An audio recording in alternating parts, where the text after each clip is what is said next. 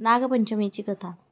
आटपाट नगर होतं. तिथे एक शेतकरी राहत होता. त्याच्या शेतात एक नागाचं वारूळ होतं.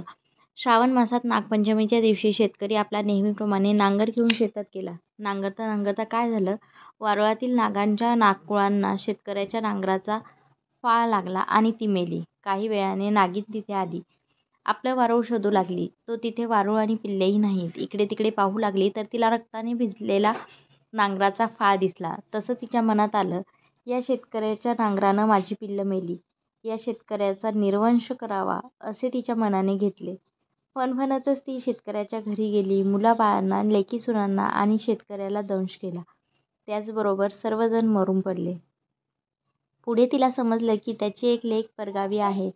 तिला जाऊन दंश करावा म्हणून ती निघाली. ज्या गावी मुलगी दिली होती तिथे ती आली. तिच्या गावी येऊन पाहिले तर काय, त्या बाईने पाटावर नागिन आणि त्यांची 9 नाककुळं काढली आहेत. त्यांची पूजा केली आहे. दुधाचा नैवेद्य दाखवला आहे.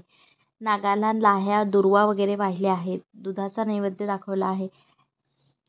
पूजा पाहून नागिन संतुष्ट झाली. दूध पिऊन समाधान पावली. चंदनात आनंदाने लोळली. मुलीला म्हणाली, बाई बाई, तू कोण आहेस? तुझे आईबाप कोठे आहेत? इतकं म्हटल्यावर तिने डोळे उघडले व प्रत्यक्ष नागिनसमोर पाहून ती घाबरली. नागिन म्हणाली, बाई, भिवू नकोस. विचारलेल्या प्रश्नाची उत्तरे दे. तिने सारी हकीकत सांगितली. ते ऐकून नागिनीला फार वाईट वाटले. ती मनात म्हणाली, ही आपल्याला इतक्या भक्तीने पूजते आहे, आपलं व्रत पाळत आहे आणि हिच्या बापाचा आपण निर्वंश करायचं मनात आणलं आहे, हे काही चांगलं नाही. तिने मुलीला सारी हकीकत सांगितली. तिला फार वाईट वाटलं. मग तिने आईवडील जिवंत होण्याचा उपाय विचारला. नागिनीने तिला अमृत आणून दिले. ते घेऊन ती त्याच पावली आपल्या माहेरी आली. तिने सर्वांच्या तोंडात अमृत घातलं. सर्व मंडळी जिवंत झाली. सगळ्यांना आनंद झाला. तिने वडिलांना घडलेली हकीकत सांगितली. तेव्हा त्यांनी विचारलं, हे व्रत कसं करावं?